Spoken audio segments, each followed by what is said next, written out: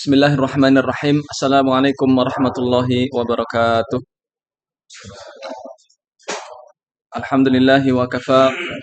Wassalatu wassalamu ala ibadihi alladhina astafa. Wa ala alihi wa sahbihi wa man ihtada.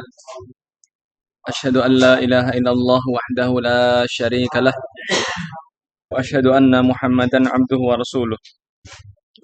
Allahumma salli wa sallim wa barik ala nabiyyina wa qudwatina wa qurrati a'yunina Muhammadin sallallahu alaihi wasallam wa ala alihi wa sahbihi wa man tabi'ahum bi ihsanin ila yaumiddin. Qala Allah Ta'ala fil Qur'anil Karim ba'da a'udzu billahi minasy syaithanir rajim. Ya ayyuhalladzina amanu taqullaha haqqa tuqatih wa la tamutunna illa wa antum muslimun.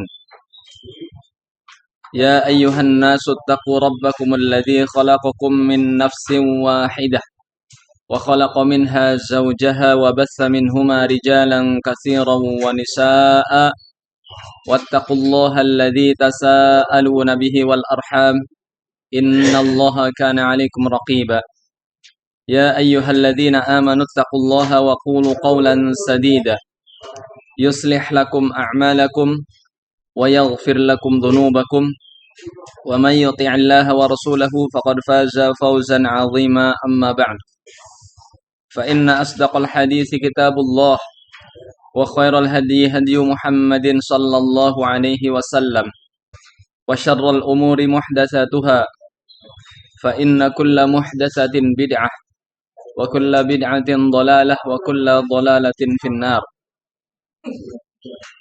Ayuhal ikhwatul kiram rahimanillah wa iyyakum, para jamaah rumah ilmu yang semoga selalu dimuliakan Allah Subhanahu wa taala. Mari kita bersyukur pada Allah Subhanahu wa taala dengan sebenar-benarnya syukur, dengan mengakui bahwa seluruh nikmat itu datangnya dari Allah, dan juga kita mengucapkan alhamdulillah dan menggunakan nikmat-nikmat Allah itu untuk ketaatan kepadanya. Di antara bentuk ketaatan adalah dengan menuntut ilmu. Bahkan menuntut ilmu merupakan sebesar-besarnya amal soleh setelah yang wajib. Ilmu bukan hanya kita butuhkan ketika kita akan melakukan hal-hal yang rutin kita lakukan. Tapi ilmu sangat kita butuhkan untuk memaksimalkan suatu amal ibadah agar amal ibadah kita berbuah pahala dan mendapatkan berbagai macam keutamaan, agar ilmu kita ini bisa menjadikan amal kita diterima di sisi Allah Subhanahu wa taala. Dan sebentar lagi kita akan menyambut suatu kesempatan yang sangat emas, yaitu datangnya bulan suci Ramadan yang Rasulullah Shallallahu alaihi wasallam sangat berbahagia ketika menyambutnya. Beliau bersabda di dalam sebuah hadis riwayat Imam Ahmad dan yang lainnya, "Atakum syahru Ramadan, syahrun mubarak, fihi tufattahu abwabul jinan, wa tughallaqu abwabun niran, wa tusaffadu maradatus syayatin. Wa fi kulli lailatin min Ramadan nadal munadi ya baghiyal khairi aqbil wa ya baghiyasy syarri aqsir." Telah datang kepada kalian bulan Ramadan. Beliau memberitahukan bahwa bulan Ramadan adalah bulan yang mendatangi kita. Karena waktu itulah yang mendatangi kita. Di dalamnya dibuka 8 pintu surga. Dan di dalamnya ditutup 7 pintu neraka. Karena pintu surga jumlahnya ada 8, sama dengan jumlah pemikul arsy. Dan juga pintu neraka jumlahnya ada 7. Semuanya dikunci rapat-rapat, tidak ada yang dibuka. Dan bukan hanya itu, pada setiap malam bulan Ramadan dan setiap hari, para dedengkotnya iblis atau syaitan, pasukan iblis yang bertebaran di muka bumi ini dibelenggu, dirantai tangannya dan kakinya, sehingga tidak bisa leluasa bergerak untuk menggoda dan menjerumuskan manusia. Dan bukan hanya itu, pintu surga dibuka, pintu neraka ditutup, tangan dan kaki syaitan dirantai, dibelenggu, sementara malaikat memotivasi para kaum muslimin. Wahai para pencari kebaikan, sambutlah Ramadan. Wahai para penggemar keburukan, berhentilah kalian dari berbuat maksiat segera sebelum datangnya bulan Ramadan. Maka sudah selayaknya kita menyiapkan dan memberikan perhatian khusus supaya kita bisa memanfaatkan, memaksimalkan kesempatan emas di bulan Ramadan yang banyak sekali saudara-saudara kita mungkin tahun lalu masih ada bersama kita, sekarang sudah dipanggil Allah Subhanahu wa taala. Seperti Pak Didin dan mungkin ya tetangga kita atau teman kita di tempat bekerja, sudah banyak yang dipanggil oleh Allah Subhanahu wa taala. Maka mereka hanya bisa berandai-andai. Mereka ya pasti ingin kembali ke dunia. Sebagaimana Allah Subhanahu wa taala menyebutkan, qala rabbirji'un la'alli a'malu sholihan. Dan mereka ketika sudah di alam kubur, yang mereka inginkan hanya ingin beramal. Bukan ingin jalan-jalan, bukan ingin bekerja, bukan ingin berkumpul keluarga, bukan. Mereka nggak ingat keluarga, mereka nggak ingat pekerjaan, mereka nggak ingat ingin ya menghabiskan waktu dengan sia-sia. Yang mereka inginkan apa? La'alli a'malu sholiha. Agar aku bisa beramal soleh, agar aku bisa sedekah. Ya, Allah Ta'ala berfirman juga, ya ayyuhalladzina amanu la tulhikum amwalukum wala auladukum an dzikrillah. Wahai orang yang beriman, janganlah anak-anak kalian dan harta-harta kalian melalaikan kalian dari zikir kepada Allah. Wa anfiqu mimma razaqnakum min qabli ayyati ahadakumul maut. Dan infakkanlah, sisihkanlah sebagian hartamu sebelum datangnya kepada kalian kematian. Ya, min qabli ayyati ahadakumul maut fayaqula rabbi. Kemudian dia berkata ketika sudah mau mati, fayaqula rabbi laula akhartani. Ya Allah, seandainya engkau undurkan kematianku ila ajalin qarib. Ya, sebentar saja undurkanlah kematianku ya Allah.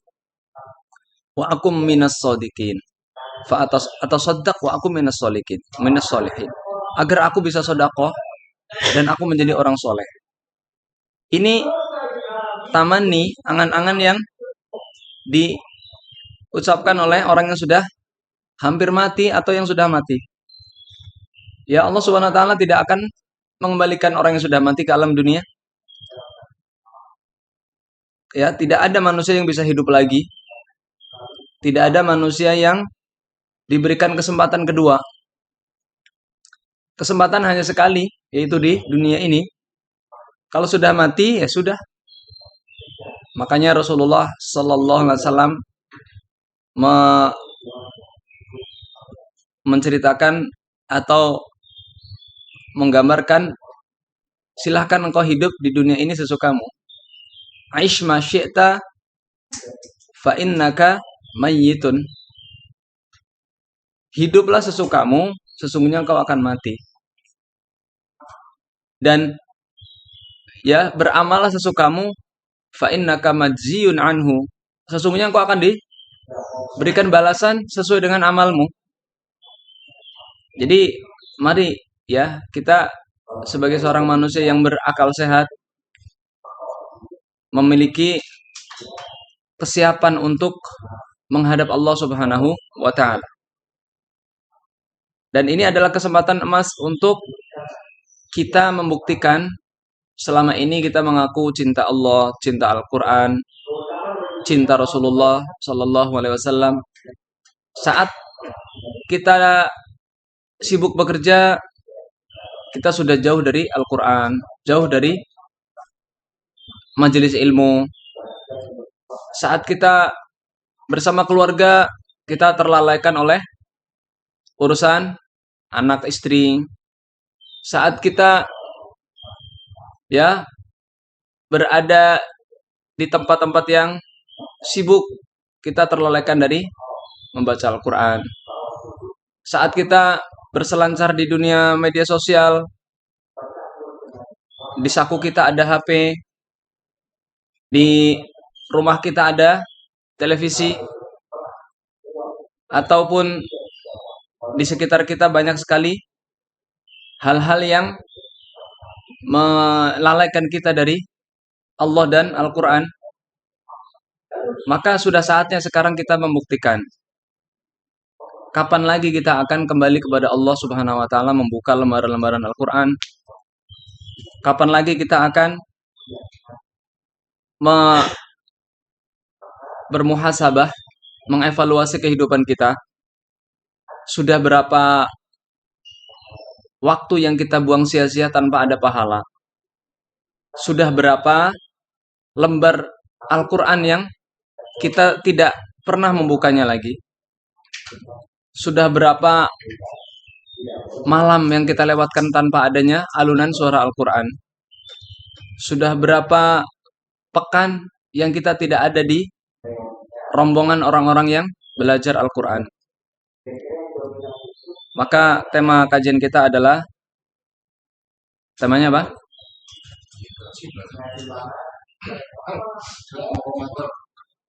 Bukti cinta Al-Quran di bulan Ramadan. Iya. Kenapa kita fokus membahas bukti cinta Al-Quran, ya, bukti cinta kita kepada Al-Quran di bulan Ramadan? Karena Al-Quran jarang disebut atau jarang dianjurkan dibaca di bulan-bulan yang lain. Di bulan-bulan yang lain, manusia sibuk dengan ya aktivitas keseharian dia. Setiap hari manusia bekerja, setiap hari manusia beraktivitas di pekerjaannya, di rumahnya, di sawah, di pabrik. Akhirnya jarang sekali dia membuka Al-Quran. Ada yang sibuk dengan Facebooknya. Coba, jujur saja, mata kita, pandangan mata kita lebih sering melihat media sosial apa melihat Al-Quran? Saya rasa jawabannya ya ada yang sehari bisa buka WhatsApp berapa kali. Sehari bisa berselancar di YouTube, sudah berapa channel yang kita buka. Berapa kali kita membuka ya channel-channel atau membuka postingan-postingan di Facebook atau di IG atau di media sosial yang lain, Twitter dan yang lainnya. Coba dibandingkan dengan membuka Al-Quran. Apakah kita lebih sering membuka layar HP kita yang bukan Al-Quran, atau kita lebih sering membuka layar HP yang isinya Al-Quran, atau sering membuka mushaf Al-Quran? Padahal kalau kita membuka media-media sosial seperti itu, Membacanya tidak ada pahala, tidak ada nilai ibadahnya, tidak ada ruh jihad untuk membela Islam. Justru yang ada adalah kita bertambah keras hati kita bertambah jauh dari Allah, kita lebih disibukkan dengan politik, disibukkan dengan bisnis, disibukkan dengan urusan-urusan pekerjaan. Tapi jarang sekali yang menjadikan aktivitas rutinnya itu membaca dan mentadaburi Al-Quran.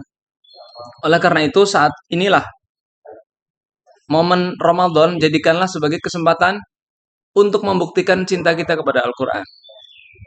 Saya tanya kepada antum semuanya, Pak Budi, Pak Ampera, Pak Petra, Pak Ilyas, cinta Al-Quran nggak?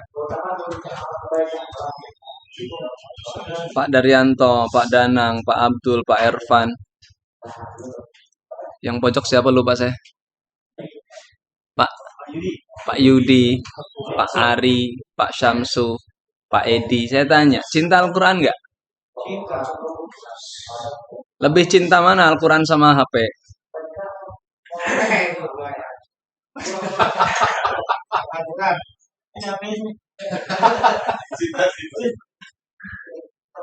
Iya, saat saat kita ya diberikan anak kecil lah ya, anak kecil diberikan emas sama sama mainan, mainan mobilan atau mainan robot-robotan misalnya, sama diberikan emas. Kira-kira anak kecil ini lebih milih mana? Mainan. Kenapa? Karena dia yang dipikirkan dia mainan ini lebih menyenangkan.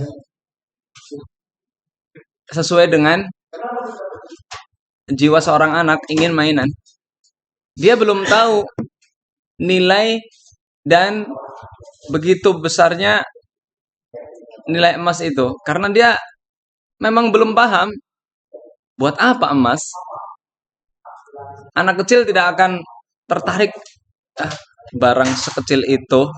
Nggak tertarik. Dia tertariknya yang membuat masa ya bermainnya itu tersalurkan. Dia ingin menyalurkan ya imajinasinya bermain. Begitu juga kita. Kalau kita dihadapkan pada dua pilihan. Ini Al-Quran, ini HP, HP-nya bagus, ya, fiturnya banyak, model terbaru, tapi isinya nggak ada Al-Quran, isinya cuman ya fitur-fitur duniawi. Kalau kita masih milih HP itu, berarti kita belum tahu nilai dan pentingnya Al-Quran dalam hidup kita. Berarti kita ini masih belum memiliki kedekatan dengan Al-Quran. Seakan-akan kita menganggap Al-Quran ini buku biasa. Seakan-akan kalau kita ya melihat Al-Quran ini tidak ada peningkatan iman, tidak ada penasaran, tidak ada rasa untuk menggali dan membaca Al-Quran. Kenapa seperti ini? Ya karena kita memang tidak memahami seberapa pentingnya Al-Quran dalam hidup kita. Oleh karena itu, mari kita buktikan cinta kita kepada Al-Quran itu di bulan Ramadan. Ketahuilah para ikhwah sekalian, seluruh kitab suci yang besar ya, kitab suci yang disebutkan dalam Al-Quran ada 4. Suhuf, Zabur, Taurat, Injil, dan Al-Quran. Semuanya itu diturunkan di bulan Ramadan.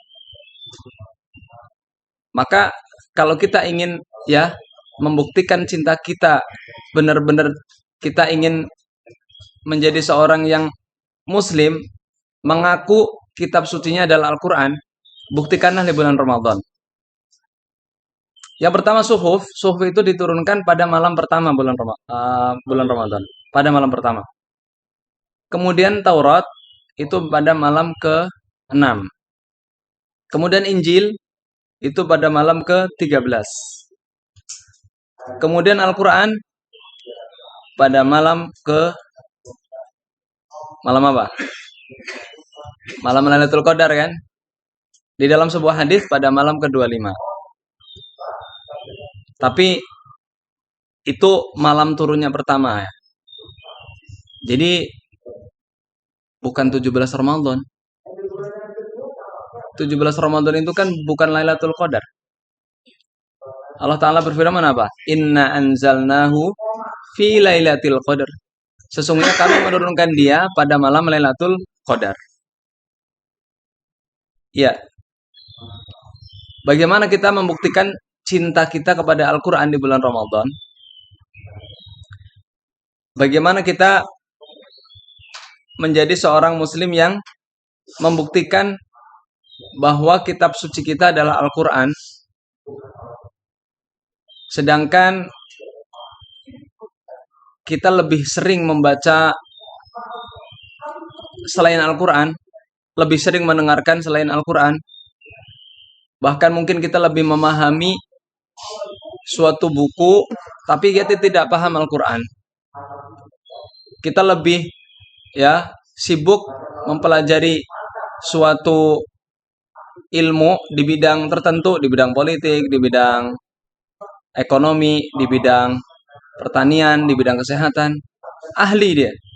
Tapi sama sekali dia tidak memberikan perhatian terhadap Al-Quran. Ini merupakan kekeliruan.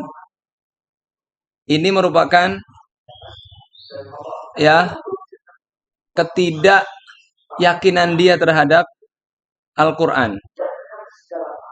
Karena Allah Subhanahu wa Ta'ala ketika menurunkan Al-Quran dan memilih Al-Quran sebagai kitab suci yang paling mulia, kitab suci yang diturunkan kepada seluruh umat manusia. Kitab-kitab suci yang lain itu diturunkan hanya untuk kaum dari Nabi itu. Rasulullah SAW bersabda apa?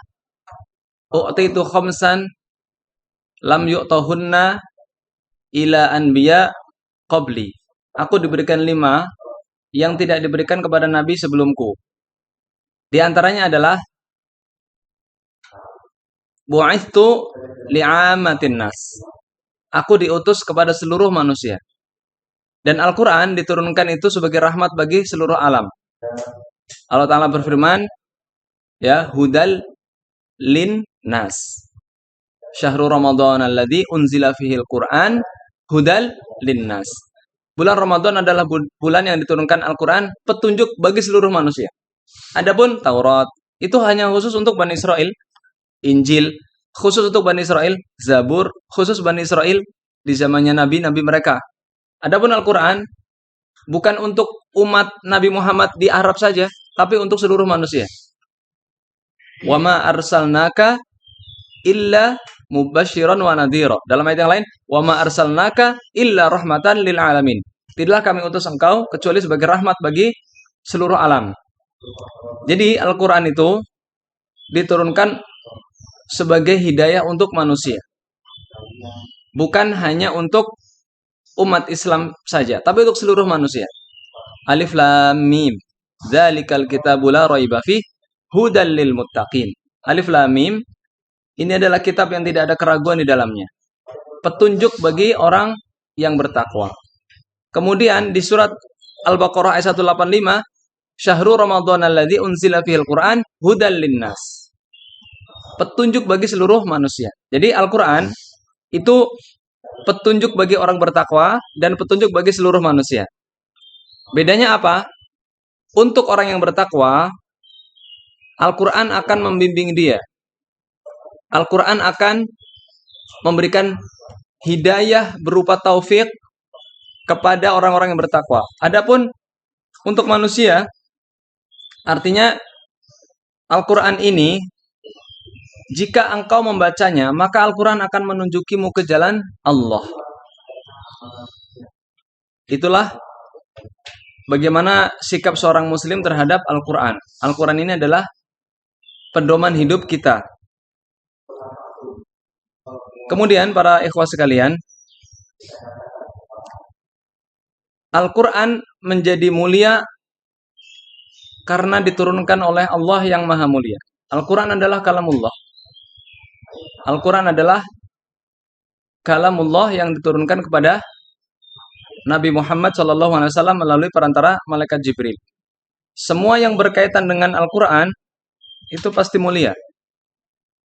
Kalau antum ingin mulia, maka jangan jauh-jauh dari Al-Quran. Pertama, malaikat yang paling mulia itu malaikat Jibril. Kenapa? Karena dialah yang membawa wahyu Al-Quran. Ya, Allah Ta'ala berfirman di dalam Al-Quran, di dalam surat An-Najm, Allamahu syadidul quwa, dzu mirratin fastawa, wa huwa bil ufuqil a'la. Ya, Allamahu syadidul quwa. Diajarkan oleh yang kuat dan perkasa dan memiliki kekuatan, yaitu malaikat Jibril alaihissalam.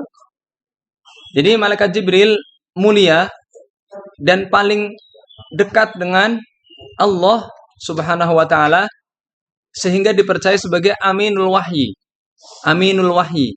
Amin artinya yang dipercaya untuk menyampaikan wahyu. Itu malaikat ya.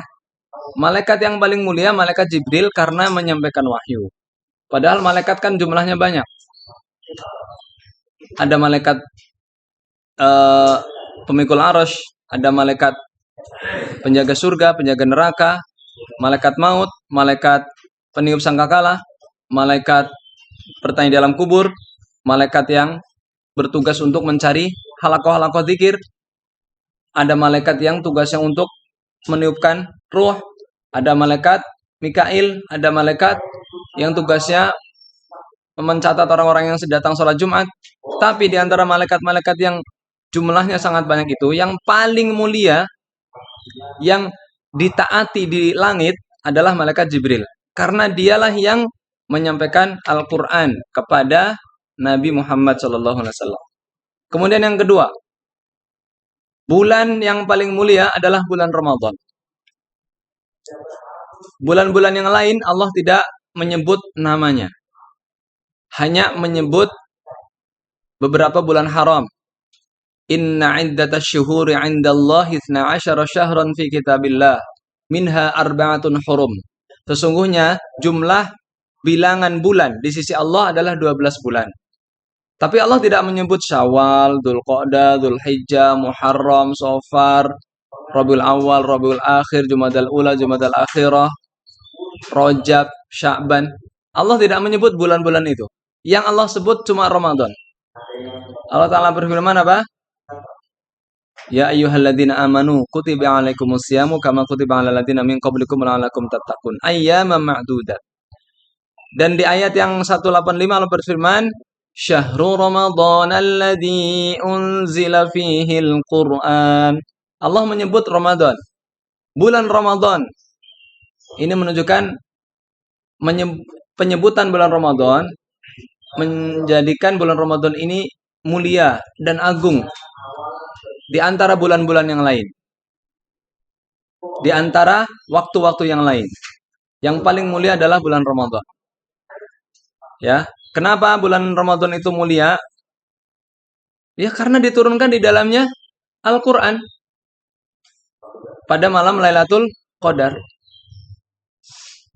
Allah memilih turunnya Al-Quran pada malam Lailatul Qadar.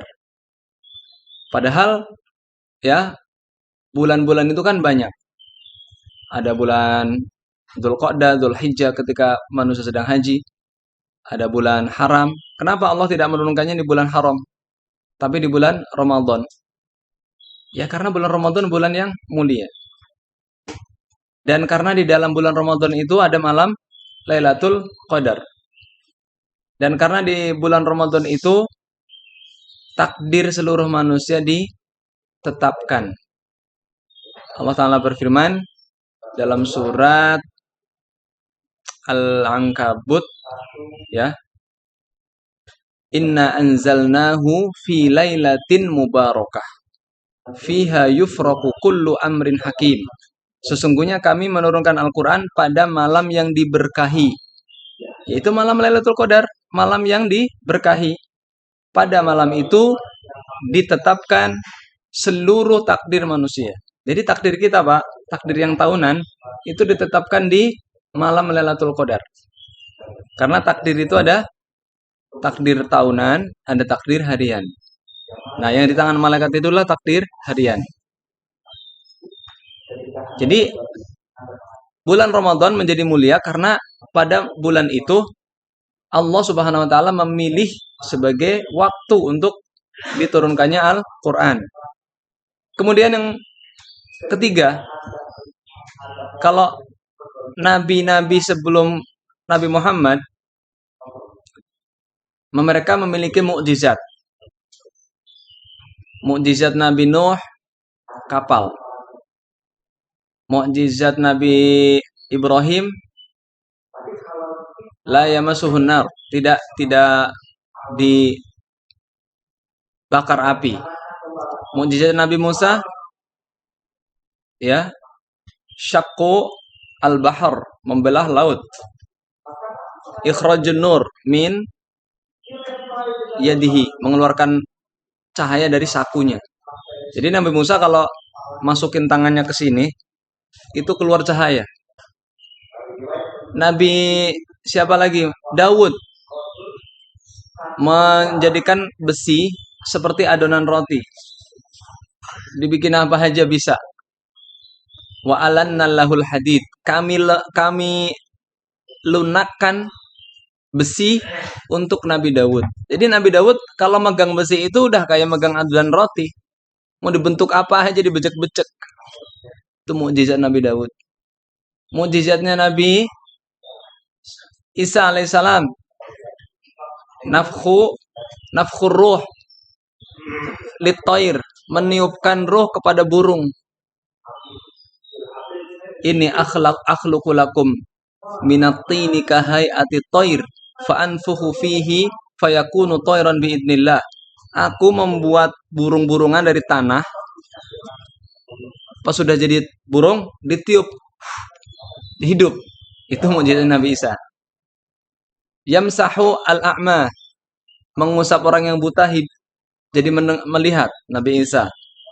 Kemudian wa yukallimun nasa fil kahl, Nabi Isa bisa berbicara kepada manusia saat masih bayi. Dan juga Nabi Isa memberitahukan makanan-makanan yang disimpan oleh tetangga-tetangganya. Nabi Isa bermain sama tetangganya, anak-anak kecil. Orang tua kamu nyimpen ini di lemari, orang tua kamu nyimpen ini di lemari. Akhirnya anak-anaknya pulang ke rumah, Pak, minta itu di lemari. Kamu tahu dari mana? Dari Isa. Itu mukjizatnya Nabi Isa. Mukjizatnya Nabi Musa juga, ya, as-su'ban, tongkat berubah jadi ular. Tapi pertanyaannya, apakah kita masih bisa melihat mukjizat-mukjizat itu? Sudah nggak bisa. Sudah tidak ada yang bisa menunjukkan lagi dan tidak ada yang bisa memperlihatkan lagi kepada manusia. Nih mukjizatnya. Itu telah terjadi dan sudah habis. Hanya satu mukjizat yang abadi sampai hari kiamat, yang kita bisa terus melihatnya. Bahkan ini mukjizat terbesar. Tidak ada mukjizat yang lebih besar dan lebih mulia, lebih berkah daripada Al-Quran. Mukjizat Nabi Muhammad sallallahu alaihi wasallam, Ibnu Qayyim menyebutkan lebih dari 1000. Di antaranya ikhraju alma minal asabi', mengeluarkan air dari jari-jari. Para sahabat kehabisan air. Rasulullah sallallahu alaihi wasallam meminta dibawakan sebaskom air. Bawakan sebaskom air, dibawa. Kemudian beliau meletakkan jari-jarinya yang mulia ke baskom itu, kemudian beliau angkat. Dari jari jemari keluar pancuran air. Lebih deras dari pancuran Monas atau pancuran HI atau pancuran mana. Dan itulah air yang paling mulia setelah Zam-Zam. Air yang keluar dari jari jemari Rasulullah SAW. Tapi kita sudah tidak bisa melihat. Terus Rasulullah SAW bisa berbicara dengan binatang. Unta ngadu. Pohon nangis. Mimbar nangis. Bahkan batu bisa bicara. Assalamualaikum ya Rasulullah. Itu batu bisa bicara. Para sahabat bingung, ini siapa yang salah? Batu ternyata. Awan selalu menaungi. Beliau memiliki mukjizat banyak sekali. Memperbanyak makanan. Memerah susu dengan bismillah langsung susunya membesar. Beliau membelah bulan. Beliau Isra Mi'raj. Mungkin orang tidak akan percaya bulan pernah terbelah. Tapi Allah sendiri yang mengatakan dalam surat Al-Qamar, iqtarabatis sa'atu wansyaqqal qamar wa ayyara ayatan, dan seterusnya. Kiamat sudah dekat dan bulan telah terbelah. Terbelahnya disaksikan oleh orang-orang musyrik karena mereka yang minta, ya Muhammad, lau annaka syaqqal qamar lanu'minunna.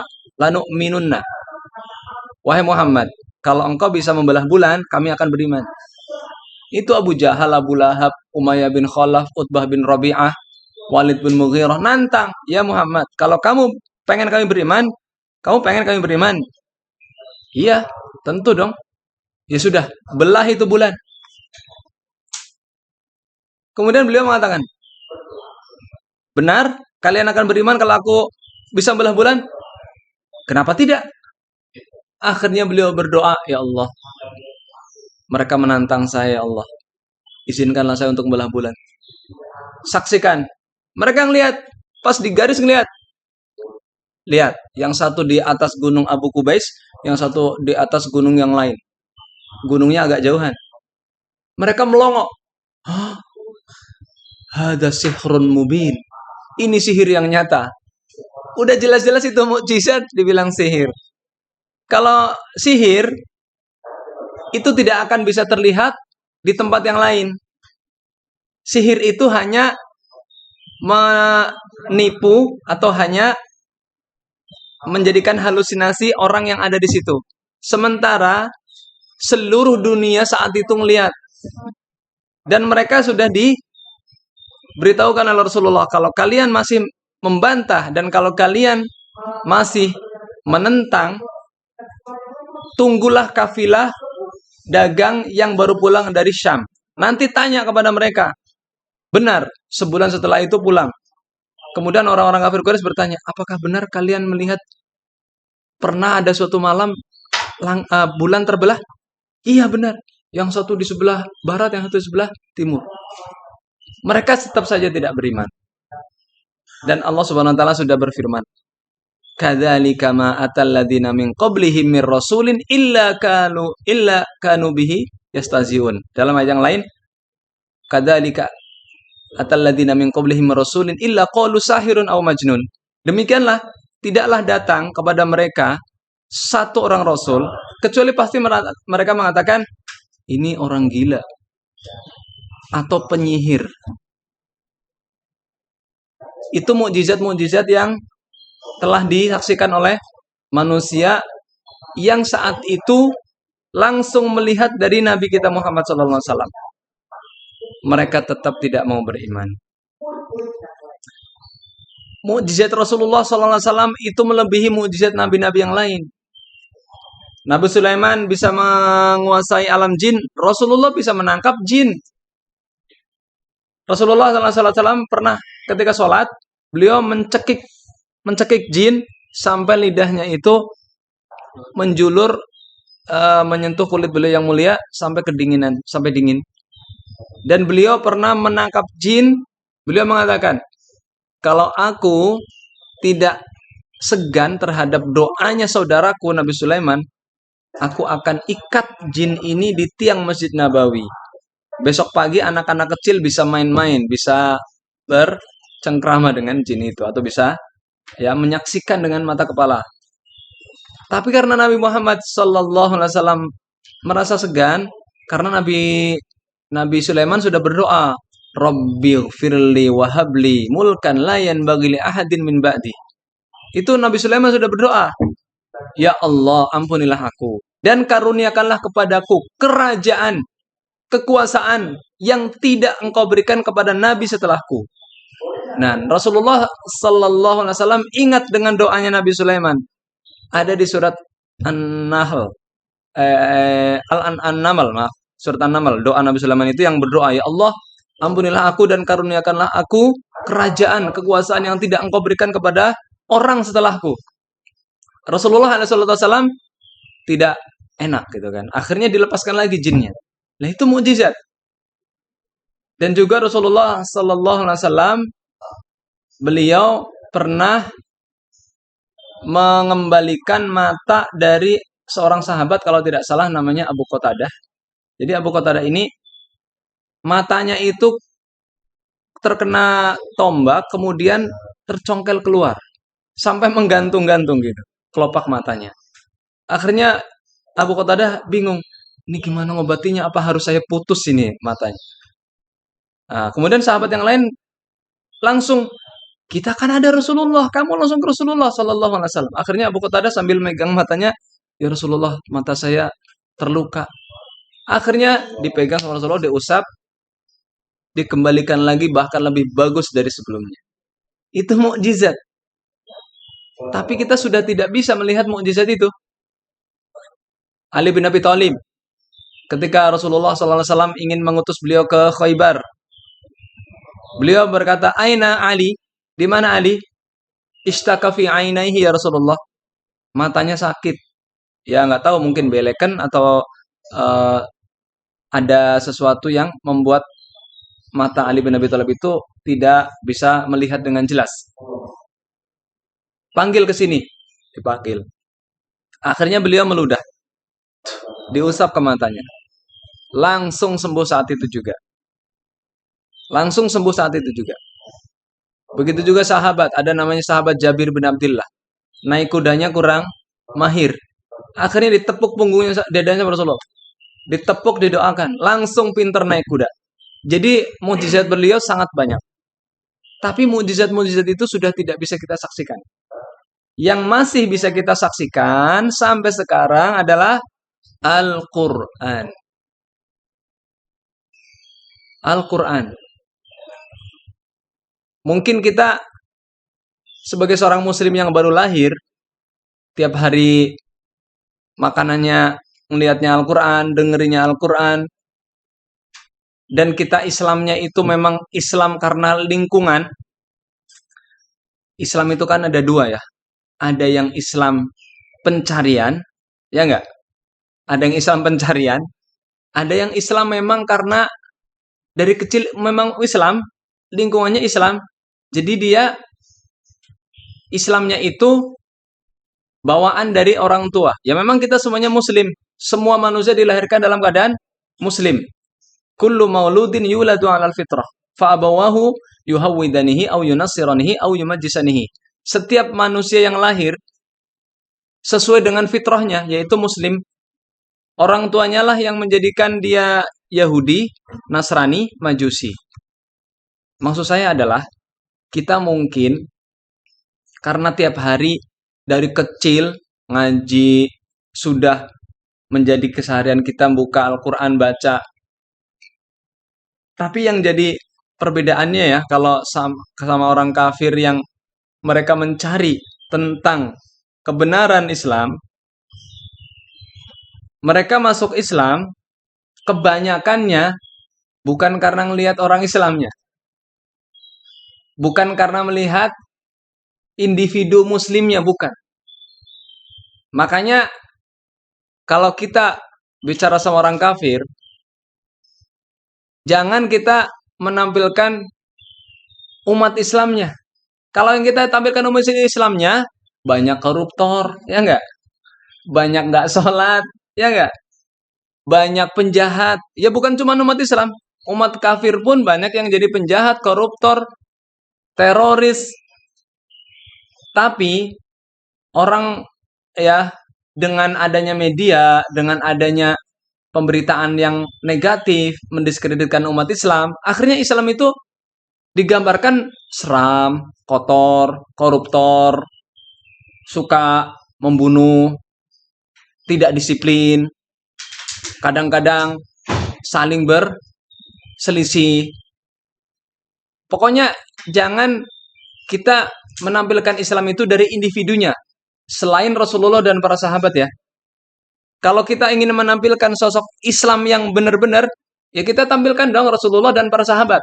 Mereka lah manusia-manusia yang mencerminkan ajaran Islam.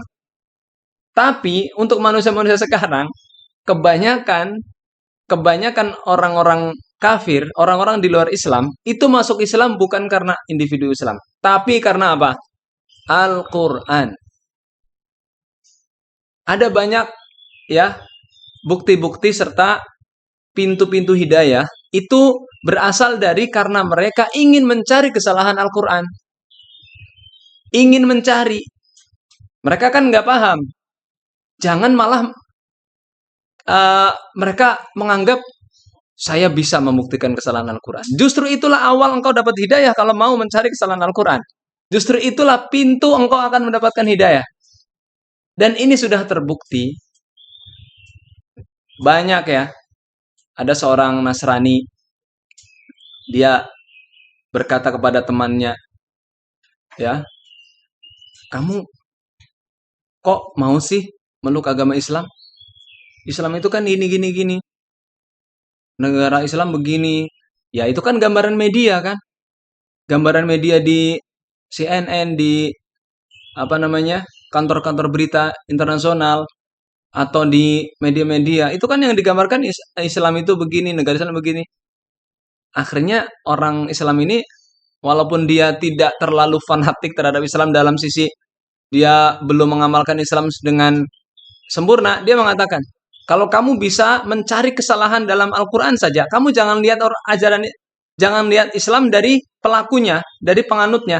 Tapi coba, kalau kamu ingin saya masuk Kristen, dia nantang, carilah ajaran Islam yang salah. Carilah di dalam Al-Quran yang salah. Akhirnya banyak yang dia ingin mencari kesalahan Al-Quran, dia ingin membuktikan bahwa ajaran Islam itu tidak adil atau mendolimi wanita atau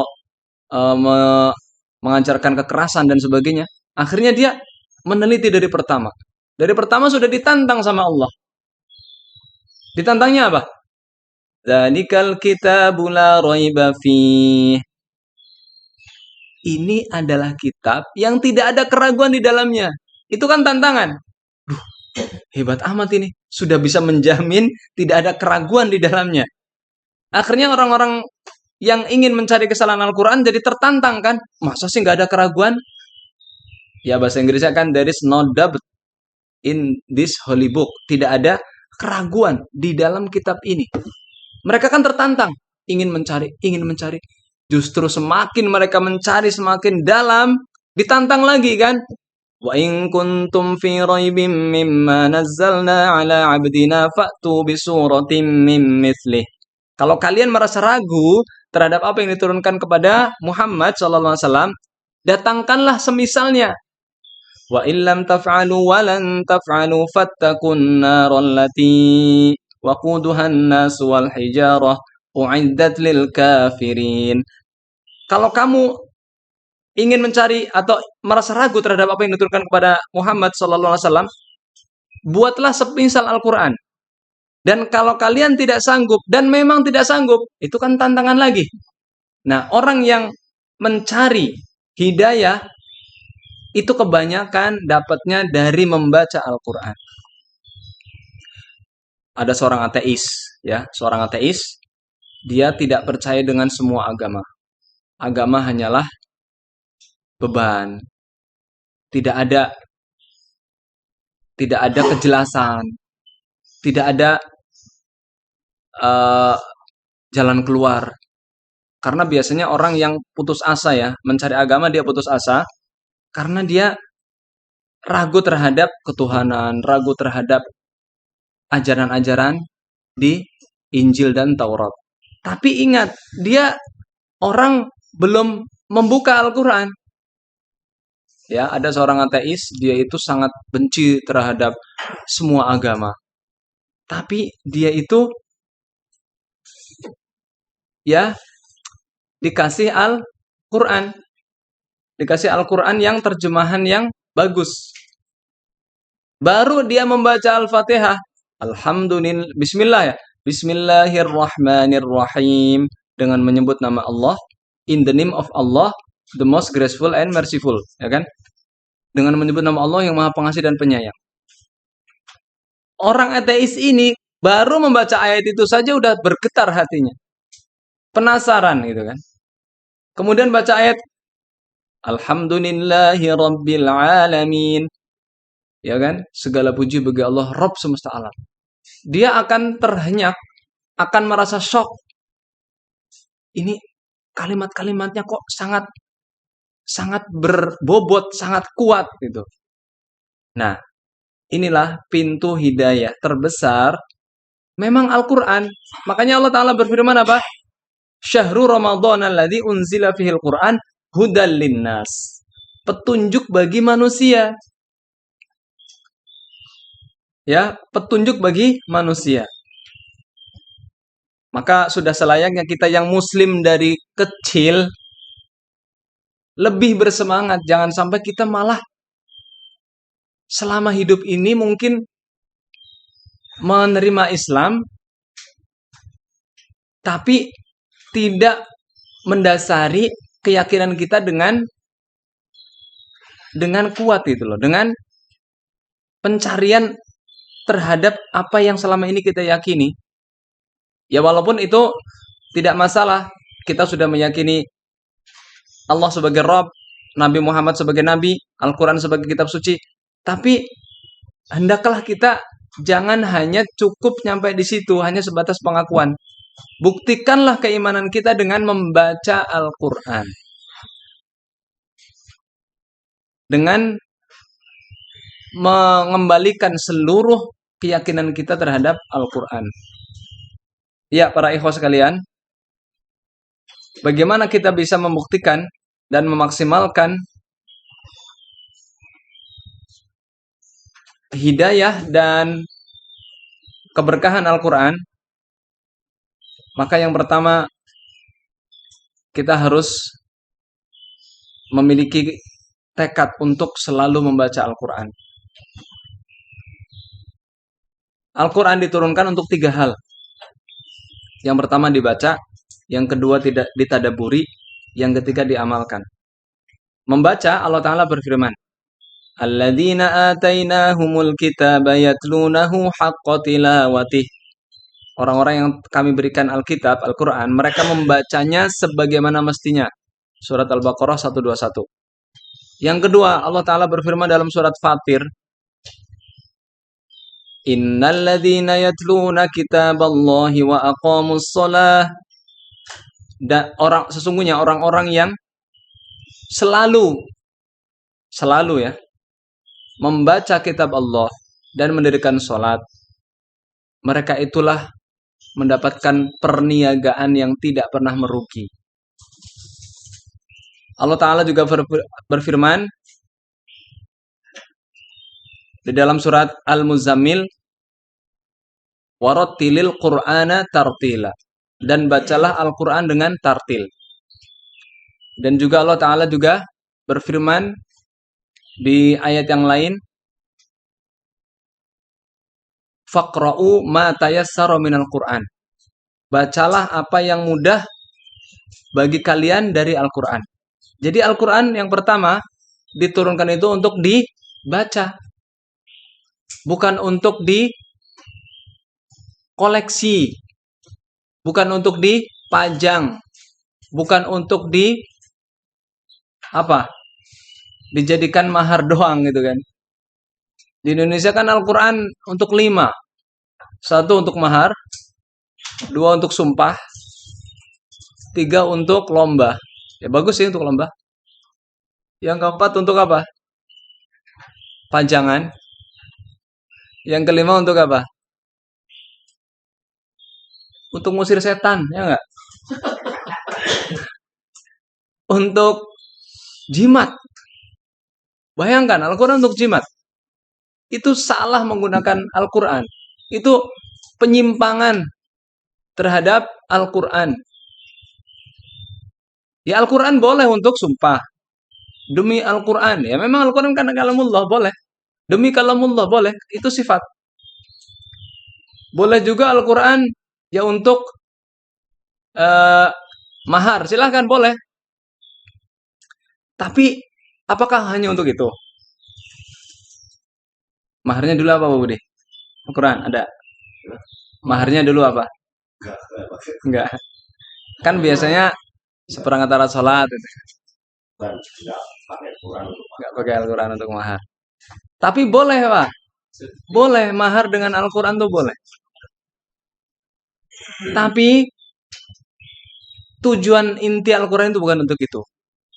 Tujuan inti diturunkan Al-Quran untuk dibaca. Tadi sudah saya sebutkan ayat-ayatnya. Waratilil Qur'ana tartila. Faqra'u ma tayassara minal Qur'an. Innal ladzina yatluna kitaballah. Alladzina atainahumul kitaba yatlunahu haqqa tilawatih. Jadi kita tuh disuruh membaca Al-Qur'an. Baca aja walaupun nggak paham. Berarti kalau kita disuruh baca, kita disuruh juga belajar. Belajar apanya? Kalau kita pengen bisa baca, belajar apa? Tajwid. Karena kita tidak akan mungkin bisa membaca Al-Quran tanpa belajar ilmu tajwid. Bahasa Arab juga. Ya, itu yang pertama. Tujuan diturunkannya Al-Quran. Yang kedua, tujuan diturunkan Al-Quran untuk ditadaburi. Allah Ta'ala berfirman, Kitabun anzalnahu ilaika mubarakun liyadabbaru ayatihi waliyatadhakkara ulul albab. Kitabun, ini adalah suatu kitab. Anzalnahu ilaika, yang kami turunkan kepadamu. Liyadabbaru ayatihi, agar kalian mentadaburi isinya. Waliyatadzakkara ulul albab, dan agar orang-orang yang berakal mau mengambil pelajaran. Jadi para ikhwah sekalian, kita harus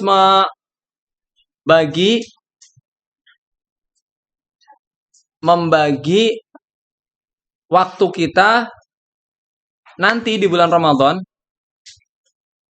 Kita harus membagi waktu kita nanti di bulan Ramadan menjadi dua bagian. Membaca dan mentadaburi. Membaca dan mentadaburi. Nanti kita kasih caranya. Mentadaburi itu apa sih? Mentadaburi itu artinya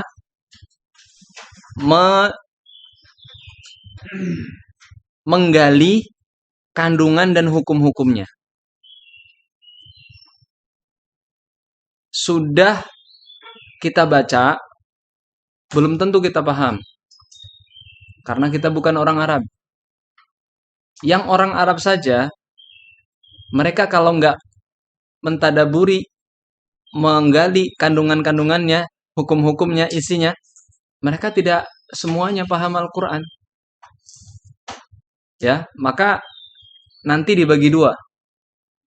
Misalkan bacanya itu sebelum sholat dan setelah sholat. Maka tadaburnya atau menggali kandungannya dan hukum-hukumnya itu bisa dilakukan sebelum berbuka atau sambil kita menunggu waktu sholat raweh. Itu bisa sambil kita mentadaburi isinya. Bahkan Syekh Utsaimin beliau mengatakan, dan juga Syekh Shalih Fauzan, Syekh Utsaimin beliau mengatakan, kita membaca satu surat dan memahami isinya itu lebih baik dari membaca dua surat, bahkan mungkin membaca 3 surat tapi nggak tahu isinya. Maka antum jangan fokus baca.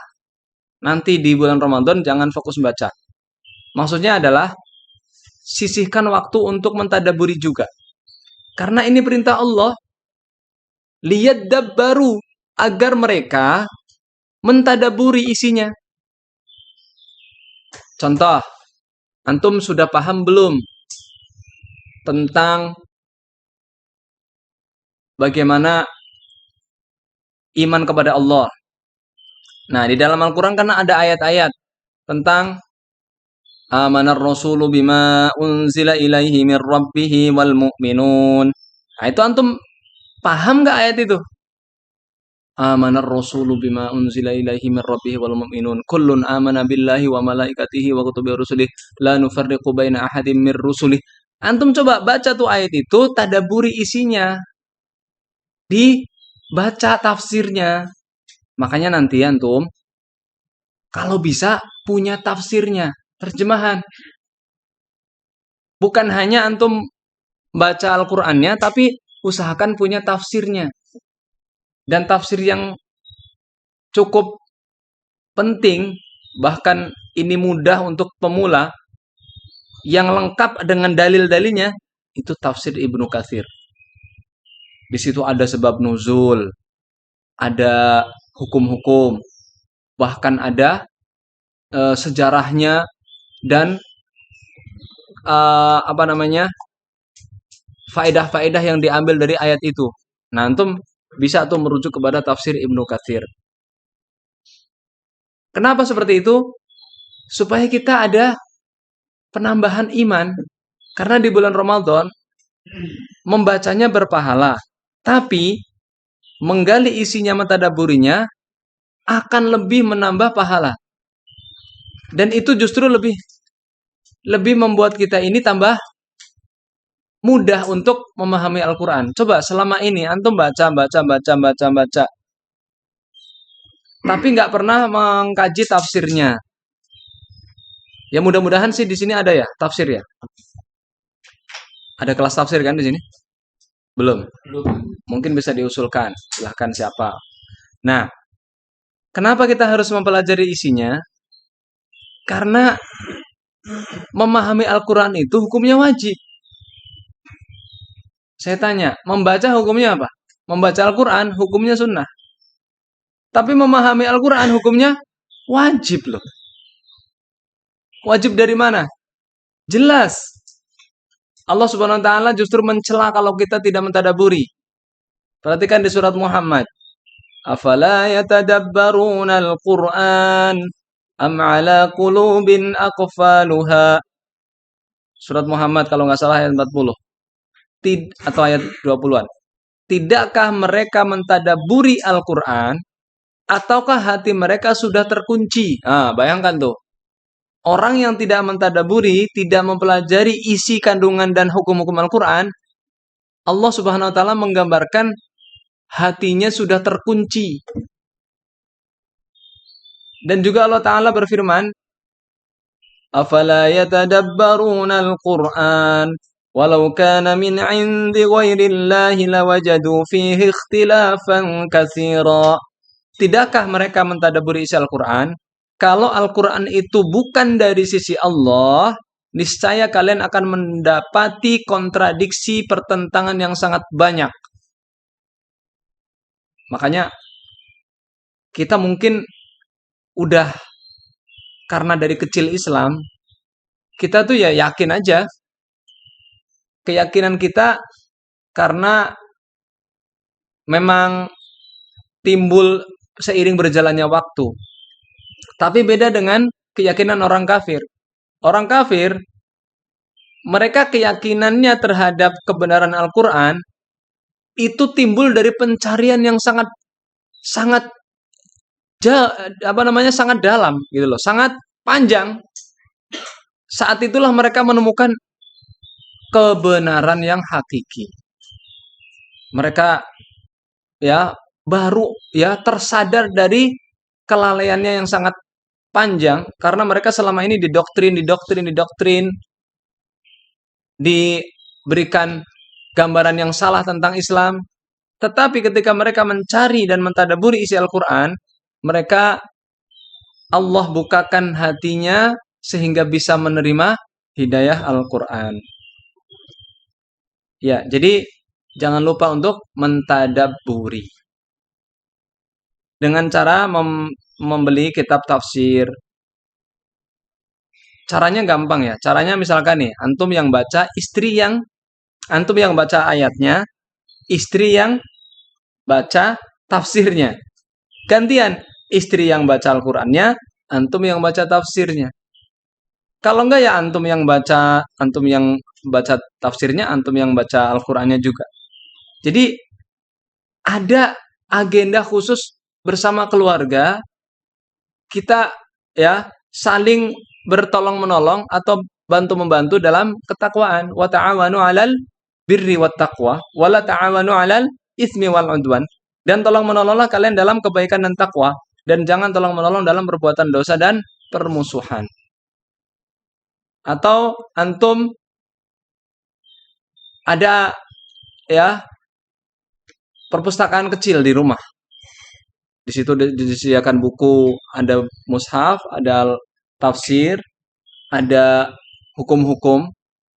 Jadi antum harus mau untuk menyediakan fasilitas dan juga menyediakan waktu, kemudian kita ajak keluarga kita supaya kita di Ramadan ini hidup dengan Al-Quran. Jangan malah kita sibuk dengan medsos terus. Hari ini menunya apa ya? Cari inspirasi di medsos gitu. Kemudian ada lagi yang sibuknya itu hanya bisnis di Ramadan.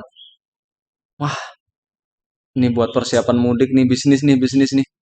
Bisnis ini, bisnis itu. Akhirnya dia sibuk DO, sibuk ini, sibuk ini. Ya mohon maaf aja, di bulan Ramadan ini kan semua omset itu meningkat, ya nggak?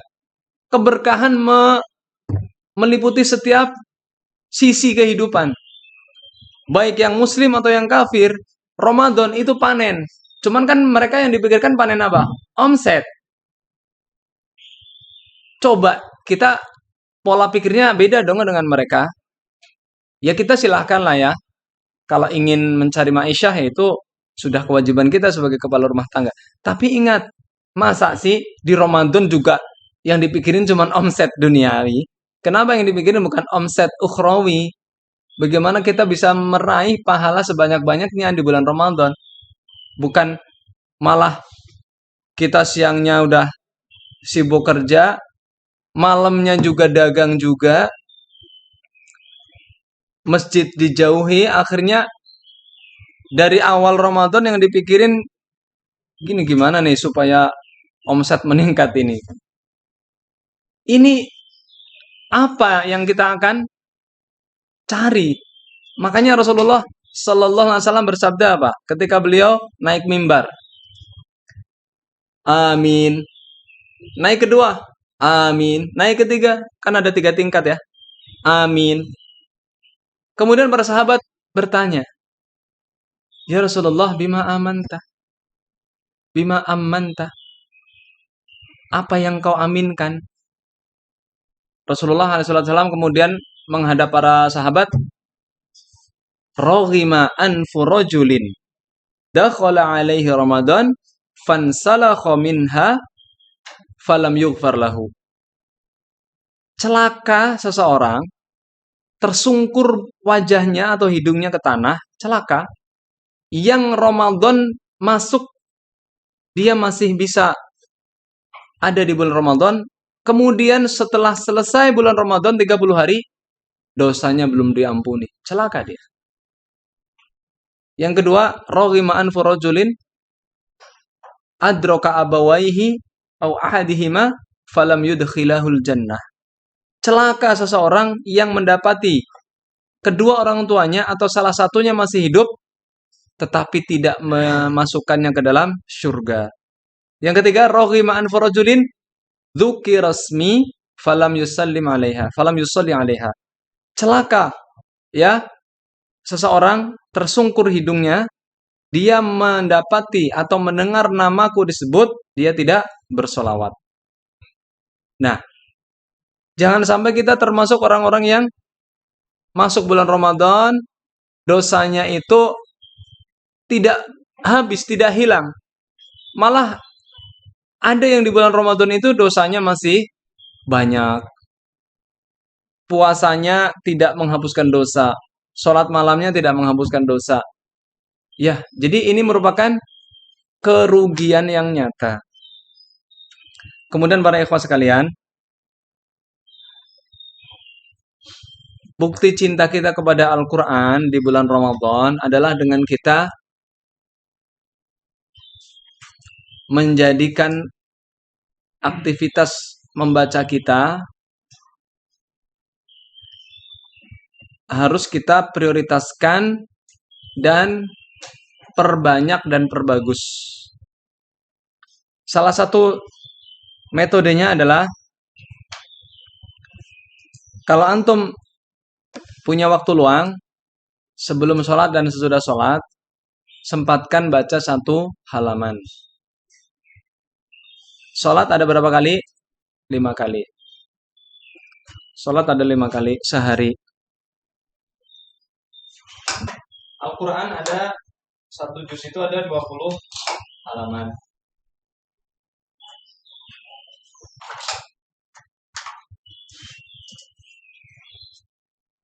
Habis semua. Ada nih. Al-Quran ada 20 halaman satu juz. Al-Quran 30 juz. Satu juz ada 20 halaman.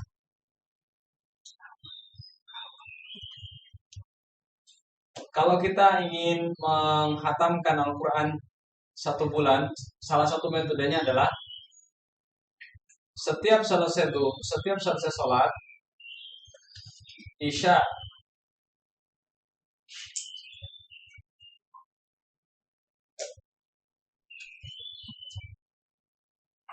sebelumnya qabla ba'da. Qabla artinya sebelum ya. Satu halaman.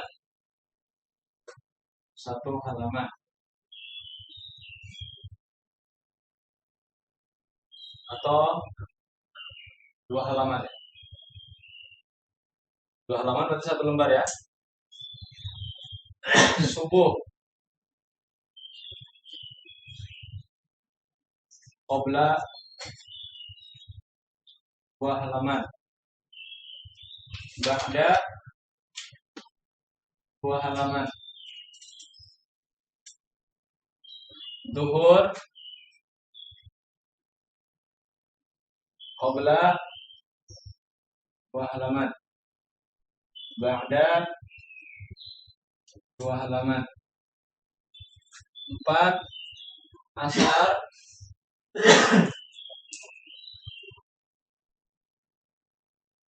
qabla 2 halaman. Ba'da 2 halaman. 5 maghrib qabla 2 halaman. Ba'da 2 halaman. Nah, ini totalnya 20 halaman. Sudah 1 juz. Ini salah satu metodenya. Kalau kita ingin menghatamkan satu bulan itu 1 kali. Tidak usah banyak-banyak. Misalkan nih, sebelum Isya setengah jam atau berapa menit itu baca 2 halaman. Coba saya akan membuktikan 1 halaman itu berapa menit. Mana Al-Quran? Tentu bisa nyimak ya. Oh iya ini. Saya akan membaca Al-Quran sedang. Bacanya sedang. Berapa menit ya? Antum menitin.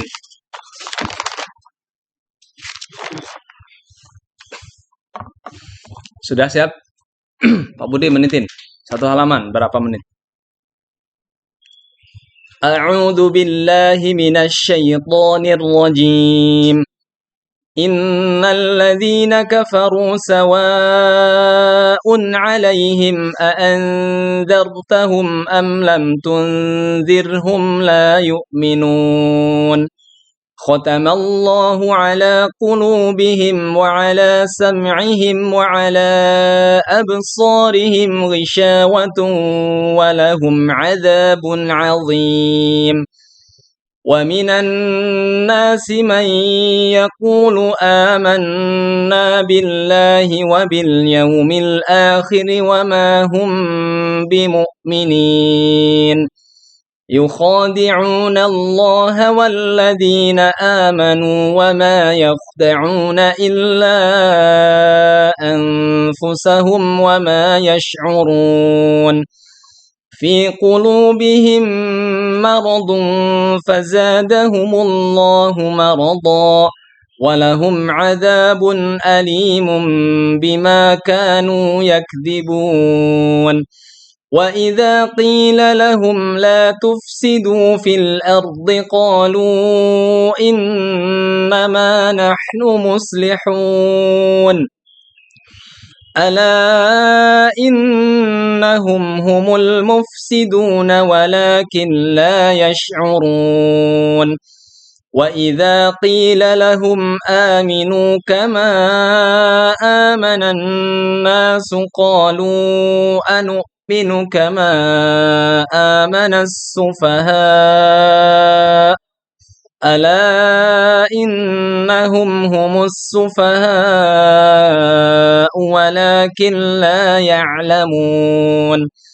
وإذا لقوا الذين آمنوا قالوا آمنا وإذا خلوا إلى شياطينهم قالوا إنا معكم إنما نحن مستهزئون.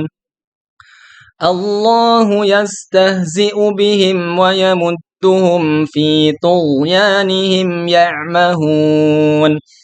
أولئك الذين اشتروا الضلالة بالهدى فما ربحت تجارتهم وما كانوا مهتدين.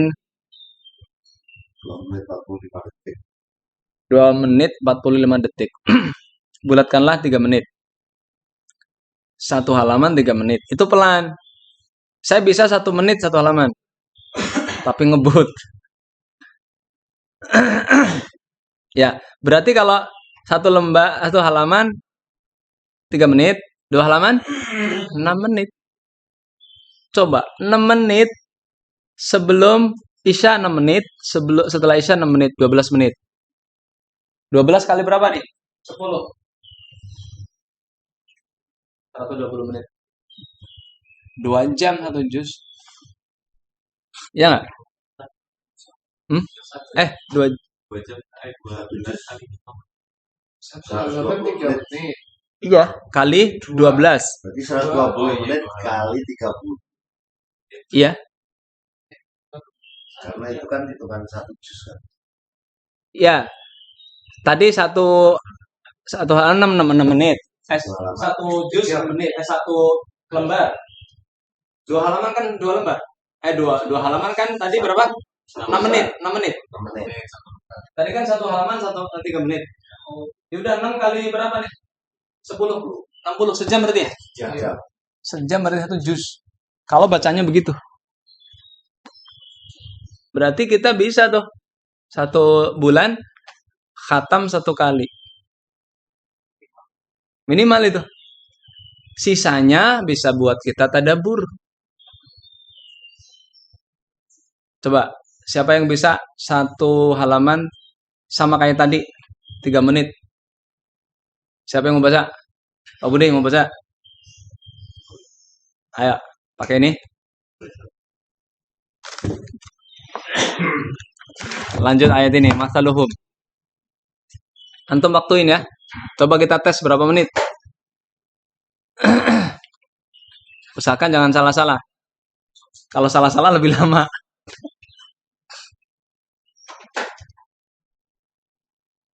أعوذ بالله من الشيطان الرجيم مثلهم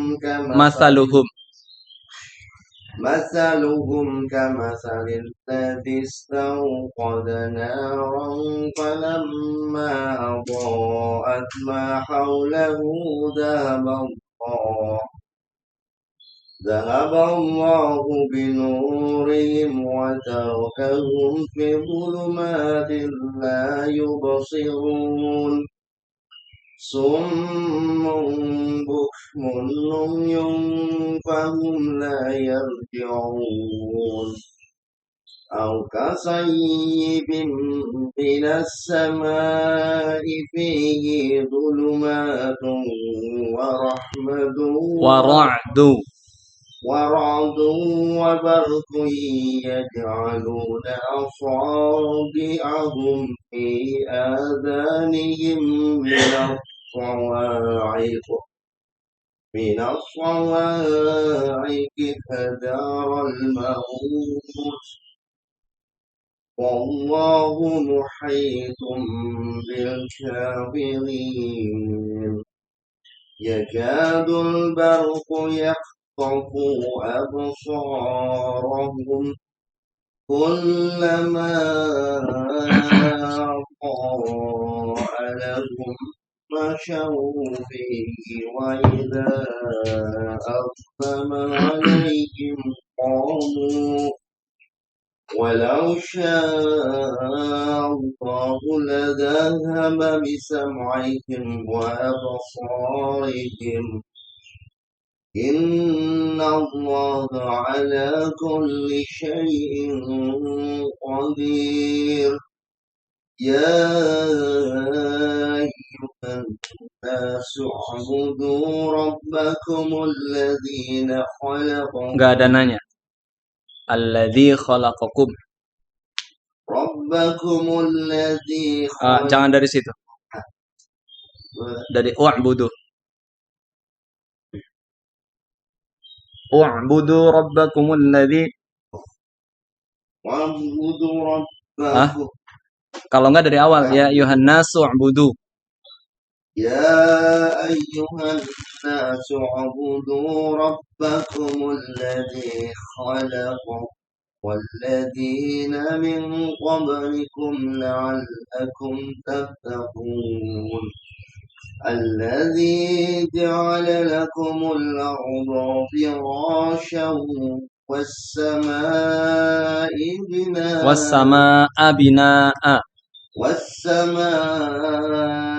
بناء وأنزل من السماء ماء فأخرج به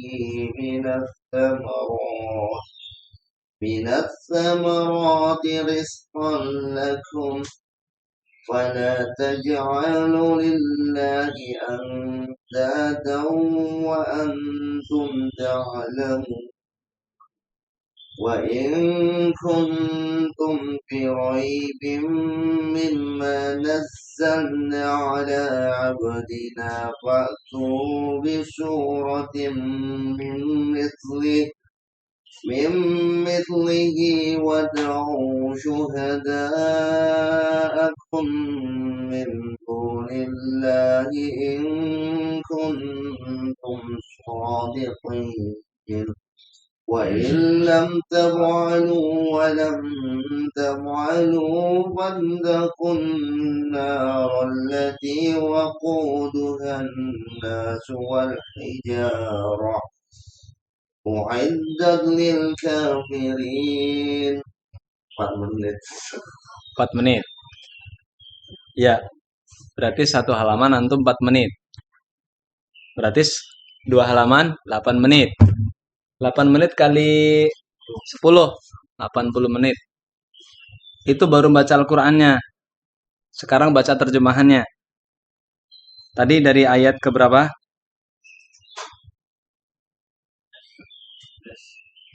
Pak Budi tadi ayat berapa? 17 ya? Nah, sekarang saya baca terjemahannya ya. Ini namanya antum ada usaha untuk memahami isinya, tadabbur. Perumpamaan mereka, coba menitin. Perumpamaan mereka seperti orang yang menyalakan api. Setelah api itu menerangi sekelilingnya, Allah melenyapkan cahaya yang menyinari mereka dan membiarkan mereka dalam kegelapan tidak dapat melihat. Nah, ini ceritanya orang munafik. Mereka tuli, bisu, lagi buta sehingga mereka tidak dapat kembali. Orang munafik itu di hari kiamat mereka akan tidak bisa berjalan karena tuli. Tuli kan nggak bisa mendengar ada orang bicara, ayo maju, ayo mau, nggak bisa. Mereka juga bisu, nggak bisa ngomong, nanya nggak bisa, dan juga buta, nggak bisa melihat. Atau seperti orang yang ditimpa hujan lebat dari langit yang disertai berbagai kegelapan. Ada orang lagi jalan, ada hujan lebat, ada petir. Namanya hujan di waktu malam itu kan gelap ya. Ada kilat yang menyambar. Mereka takut, akhirnya disumbat telinga mereka untuk menghindari suara petir itu karena takut mati. Karena mereka takut ketika mereka tersesat, nggak punya pegangan, udah ada petir lagi. Akhirnya mereka takut mati. Hampir saja kilat itu menyambar penglihatan mereka. Setiap kali kilat itu menyinari, mereka berjalan di bawah sinar itu. Ya mereka, orang munafik itu kan pelin-pelan. Kalau sesuatu yang menguntungkan, mereka akan ikut nimbrung. Tapi kalau mereka nggak dapat untung, mereka akhirnya mencari keselamatan diri sendiri. Nah, makanya mereka nanti akan seperti itu. Ada kilat, mereka jalan. Nggak ada kilat, diem.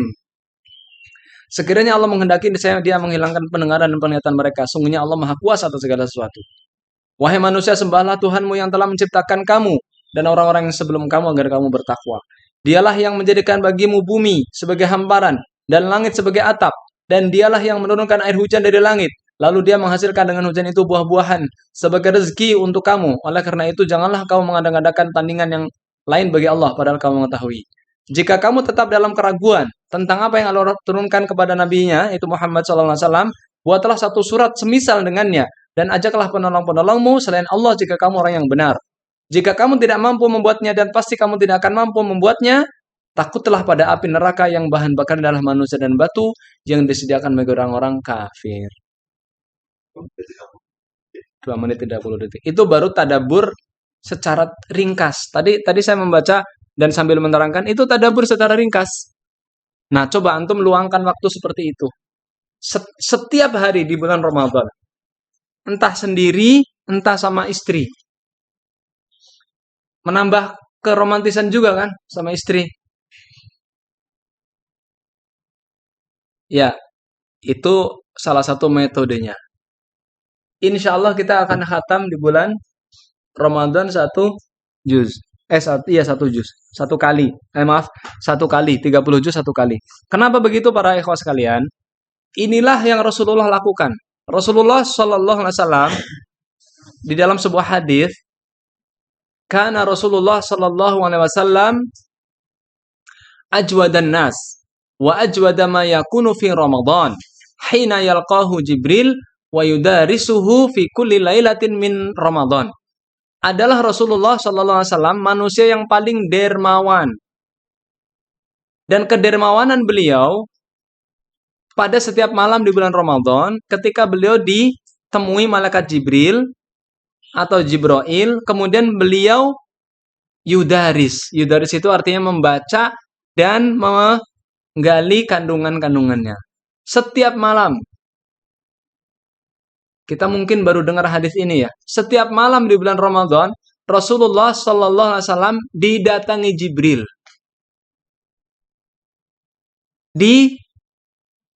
Diperdengarkan bacaan Rasulullah kepada malaikat Jibril. Disetorkan.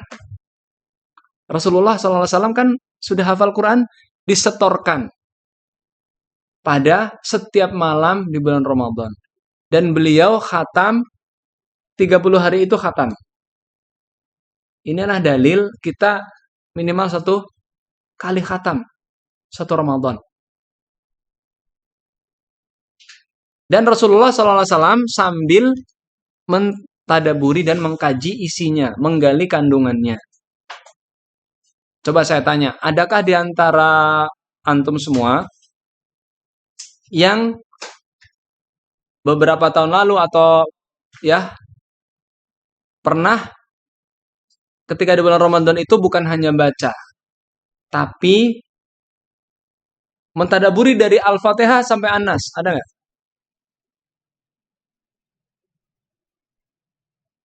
Belum. Tapi full. Dari awal sampai akhir. Masya Allah. Bagus Pak Samsu. Ya nggak masalah. Nggak masalah. Baca aja terjemahannya. Itu termasuk mentadaburi. Karena Al-Quran itu Pak Samsu, itu tafsir ringkas sebenarnya. Terjemah maaf. Terjemah yang kita depak itu sebenarnya tafsir ringkas. Penjelasan ringkas. Alhamdulillahirabbil alamin. Segala puji bagi Allah Rabb semesta alam. Itu sebenarnya tafsir ringkas. Nah, kalau mau tafsir yang tafsil itu artinya rinci. Apa arti alhamdu? Apa arti Rabb? Apa arti Rabbil alamin? Itu berarti antum harus baca tafsir yang Ibnu Katsir. Jadi nggak masalah antum baca terjemahannya nggak masalah. Tapi supaya antum lebih menguatkan keimanan dan menyuburkan keimanan, baca tafsirnya juga. Antum akan menemukan kehebatan dan ketinggian kandungan Al-Quran. Karena ini perintah Allah loh. Jadi jangan fokus membaca aja. Syekh Utsaimin pernah ditanya, ayyuhuma afdal baina tilawatil Quran wa hifdzul Quran. Mana yang lebih utama membaca Al-Quran di bulan Ramadan dengan menghafal? Beliau mengatakan membaca lebih utama. Karena menghafal bisa dilakukan di luar bulan Ramadan.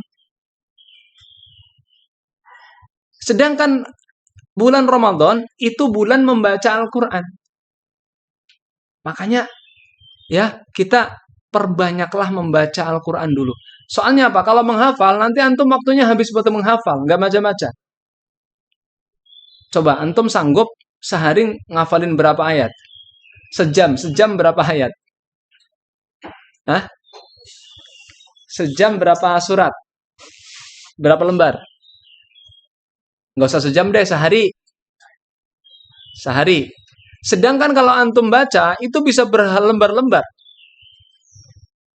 Antum 1 jam baca, kalau tadi Pak Budi 4 menit, 1 halaman. Berarti 40 menit udah 10 halaman. Udah setengah juz. Ya kan? 10 halaman itu 5 lembar.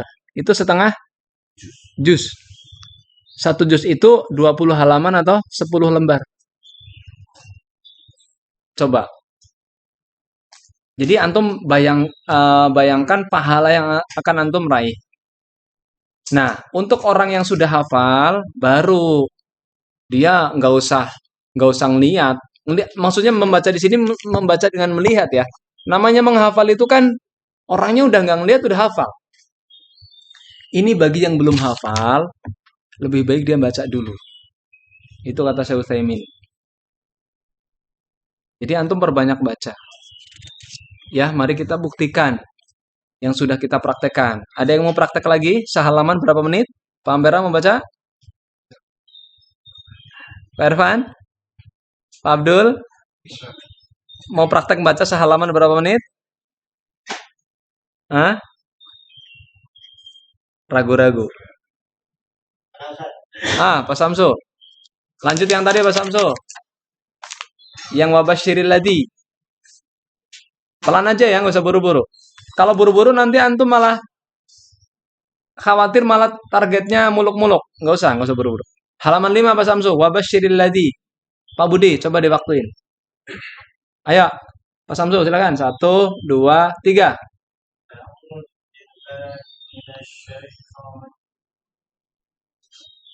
وبشر الذين آمنوا وعملوا الصالحات أن لهم جنات تجري من تحتها الأنهار كلما رزقوا منها من ثمر قالوا هذا فأتوا به متشابها ولهم فيها أزواج وهم فيها خالدون إن الله لا يستحيي أن يضرب مثلا ما بعوضة فما فوقها فأما الذين آمنوا فيعلمون أنه الحق من ربهم وأما الذين كفروا فيقولون ماذا أراد الله بهذا مثلا يضل به كثيرا ويهدي به كثيرا وما يضل به الفاسقين الذين ينقضون عهد الله بعد ميثاقه ويقطعون ما أمر الله به أن يوصل ويفسدون في الأرض أولئك هم الخاسرون كيف تكفرون بالله وكنتم أمواتا فأحياكم ثم يميتكم وإليه ترجعون هو الذي خلق لكم ما في الأرض جميعا ثم استوى إلى السماء فسواهن سبع سماوات وهو بكل شيء عليم. Barakallahu fiik, Masya Allah. Bagus. Hah? 2,5 menit, Masya Allah. Berarti antum 2 halaman 5 menit. 5 kali 10, 50 menit. 50 menit antum 1 juz, Pak. Pak Samsul 50 menit 1 juz. Kalaupun misalkan nggak rutin, misalkan karena mungkin antum habis asar mungkin pulang, ya udah diganti di rumah gitu loh, dirapel. Intinya harus ada jadwal setiap hari 1 juz. Kalau pengen ringan-ringan ya begini, sebelum sholat, setelah sholat, sebelum sholat, setelah sholat. Sebenarnya ini bisa disiasati, apalagi wiraswastawan kan di rumah. Kalau pabrik kan ya nggak bisa dong habis sholat di masjid baca Quran dulu, ya nggak langsung ke tempat kerja. Tapi bisa diganti di waktu yang lain. Oh tadi nih ganti yang setelah maghrib, setelah asar nih, aku tadi di pabrik nggak bisa, nggak apa-apa. Iya, ya. Kalau berhentinya apa boleh kayak tadi di setiap akhir halaman atau harus di yang ada tanda-tanda ini, Ustaz? Tanda-tanda sip itu, Ustaz. Tanda hizib itu menunjukkan satu hizib gitu loh. Nggak harus berhenti di setiap hizib. Kita hitungannya per halaman aja supaya lebih enak. Soalnya sudah pasti 1 juz itu 20 halaman. Yang Al-Quran ini ya, Al-Quran pojok. Al-Quran pojok tuh yang di pojokan itu pasti akhir 1 ayat. Itu namanya Al-Quran pojok. Pakai itu aja. Ya coba ya. Kan kemuliaan malamnya lebih dari yang siangnya. Betul. Boleh. Asalkan jangan ngantuk kan. Silahkan Pak Budi. Memang bulan Ramadan malamnya lebih utama. Tapi dari sisi puasanya kan siang. Ketika kita sedang puasa kan butuh kekuatan. Salah satu kekuatannya adalah dengan membaca Al-Quran. Karena kalau kita baca Al-Quran hati tenang. Ala bidzikrillahi tatmainnul qulub. Ketahuilah dengan berzikir kepada Allah hati menjadi tenang. Kalau malam kan antum nanti terawih kan. Terawihnya di mana? Sini. Dalam jihad. Ustaz ada jadwal lagi. Ada 3 kali dia jihad. Muter. Penuh alhamdulillah tahun ini. Tiap tahun penuh. Ini masih ada yang minta-minta, cuman udah penuh, udah bentrok. Kalau mau diambil juga bentrok. Ilmu aja.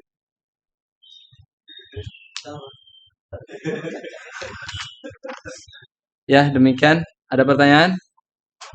Coba kita buktikan ya. Buktikan cinta kita kepada Al-Quran. Pak Yudi ada Ustaz. Apa? Ayo Pak. Pak Yudi, ayo. Contoh Ustaz, tadi yang pas jadwal kerja itu secara mutlak Kalau bukan jam istirahat, nggak boleh Pak. Bolehnya kalau pas jam istirahat. Karena, kita kan mengejar ini betul. pada sholat. Iya. Kenapa Pak? Sholat itu juga di waktu istirahat. Oh gitu. Kalau saya Iya. Sekarang secara PKB ya, peraturan kesepakatan bersama. Kita diberi waktu untuk sholat aja kan? Tergantung PKB-nya. Kalau kita misalkan tidak dibatasi waktu sholat. Misalkan sholat apa? Asar ya? Kalau duhur kan udah jelas istirahat. Yang bukan waktu istirahat? Asar. Soalnya gini Pak Yudi. Membaca Al-Quran hukumnya sunnah. Sedangkan tepat waktu hukumnya wajib. Kalau sholat memang hukumnya wajib. Wajib dengan wajib harus didahulukan wajib kepada Allah. Tapi kalau baca Al-Quran kan gak wajib. Sementara antum kerja on time wajib. Maka antum harus yang wajib dulu diprioritaskan, baru baca Al-Qurannya misalkan setelah maghrib atau ketika antum pulang jam 5 ya? Shift. Ya berarti pas istirahat maghrib aja. Soalnya apa Pak Yudi? Jangan sampai kita malah ingin disiplin yang sunnah, tapi waktu yang wajib itu untuk bekerja, itu kita malah ambil, kita manfaatkan untuk yang kepentingan ibadah itu. Kalau antum mau, dan memang itu boleh misalkan, bisa diganti dengan mendengarkan. Antum pakai headset, dengerin. Tapi boleh nggak kerja sambil dengerin headset? Karena gini, misalkan antum capek, nggak bisa baca, dengerin aja. Atau antum bilang sama teman, antum baca dong, saya mau dengerin. Dapat pahala. Ya nggak? Dapat pahala? Dapat. Asalkan sambil dengerin benar-benar. Atau dengan antum dengerin Al-Quran murattal. Contoh, wanita lagi haid. Atau lagi junub. Kalau lagi haid kan, boleh baca tapi jangan banyak-banyak. Nah, tapi dia boleh dengerin. Jadi kita bisa memanfaatkan pendengaran kita untuk mendapatkan pahala. Jadi gitu Pak Yudi. Mutlak, secara mutlak, kalau pas bukan waktu istirahat, iya, nggak boleh. Dalilnya mana? Dalilnya surat Al-Ma'idah ayat 1. Ya ayyuhalladzina amanu, aufu bil'uhud, au bil'uqud. Uhillat lakum bahimatul an'am. Wahai orang yang beriman, patuhilah janji-janji kalian. Saya tanya Pak Yudi, kalau antum punya pabrik, antum kan mempersilahkan karyawan untuk sholat saja kan? Tapi mempersilahkan untuk baca Quran nggak? kalau pabrik saya mau boleh kan? Berarti kalau boleh, berarti itu peraturan tak tertulis kan? Boleh gitu kan? Iya. Tapi gini Pak Yudi, saya tanya, antum tenang nggak? Antum sholat jelas tenang kan? Karena memang itu dipersilahkan oleh perusahaan. Tapi kalau baca Quran tenang nggak? Antum baca Quran, tapi sebenarnya sudah masuk waktu kerja. Hati antum tenang nggak? Enggak kan? Itu pertanda antum nggak tenang. Karena Kalau ketika antum nggak tenang itu pertanda itu menyelisihi kesepakatan. Itu Pak. Kalau sholat antum pasti tenang karena itu kewajiban dan perusahaan pun nggak akan menghalangi. Ada nggak perusahaan yang menghalangi nggak boleh sholat? Itu bisa dituntut kalau perusahaan menghalangi. Tapi kalau baca Al-Quran, perusahaan bisa menuntut. Kok kamu malah baca Quran? Ini kan waktu kerja. Nah gitu maksudnya. Walaupun kalau bicara dari sisi Islam, masa sih orang lagi baca Quran dihalangi? Bukan masalah menghalangi, tapi jamnya. Dalilnya surat apa tadi? Kita harus menepati janji kita. Al-Maidah ayat 1. Silahkan baca. Ada yang punya terjemahannya? Pak Danang? Wahai orang-orang yang beriman, penuhilah janji. Penuhilah janji-janjimu. Kita kan sudah janji ke pabrik. Akan kerja on time. Istirahat on time. Waktu kita sudah dikontrak oleh pabrik. Dan pabrik sudah menyediakan waktu untuk ibadah yaitu sholat saja. Setahu saya nggak ada aturan ada waktu buat baca Quran. Kayaknya nggak ada. Tapi sholat, ya kan? Nah, baca Qurannya kapan Pak Yudi? Pas istirahat. Ya kan saya dulu pernah kerja pabrik juga 12 tahun. Jadi tahulah lingkungan pabrik. Dulu waktu kita istirahat itu, saya manfaatkan untuk ngisi ceramah di pabrik. Ya teman-teman aja. Motivasi mereka. Tapi mereka ya namanya orang lagi capek, tidur. Biasa nggak masalah. Nanti kita ngomong aja, nyerocos. Siapa tahu ada yang denger. Jadi gitu Pak. Itu kaidah kita Pak. Al-Maidah ayat 1. Itu jangan lupa. Penuhilah janji-janji kalian. Ya, ada pertanyaan lagi? Ini termasuk amal sunnah yang lain ya. Betul, termasuk amal sunnah yang lain. Kalau ba'diyah, Ba'diyah, qobliyah, jangan. Karena itu sunnah. Sedangkan kerja on time itu wajib. walaupun tidak mengganggu aktivitas kerja. Kalau itu sih kembali ke apa? Kesepakatan dengan pihak atasan antum. Selama antum tidak menyebabkan lainnya keteter dan diizinkan silahkan. Kalau Pak Abra ya ngasih izin. Oh gitu. Harus gitu. Harus gitu. Itu kembali ke kesepakatan baik tertulis atau lisan. Karena sekali lagi yang wajib harus lebih utama. Ada lagi? Syifa Budi dari sini jauh ya? Dekat. Dari mana Di sini. jalurnya? Jalan utama. Jalur utama. Atau Mekarta ya? Iya, itu Mekarta. Dari belakang dong. Ya, stadion, kemudian jembatan lurus, terus Mekarta, terus masuk Lipo. Oh Lipo ya? Mana? Insya Allah saya mau ke situ hari ini jam 9. Iya. Jam berapa Sat? 9. Oh, insya Allah. Hati-hati itu jalan banyak yang kebelah begini, ban bisa mati. Kenapa emang? Jalannya memang rusak. Ini. Cor-coran ya? Tengah-tengah cor-coran. Iya. Oh berarti ini ya? Sam waktu itu ke Darawang jatuh Ngebut malam. malam. Malam ya? Malam anak nggak berani ngebut di daerah sini. Temanya Sebenarnya kalaupun nggak ngebut, Parenting. Pendidikan Ramadan buat anak. Kenapa Budi? ya itu nggak ngebut cuman karena masuk di sela-selanya. Oh.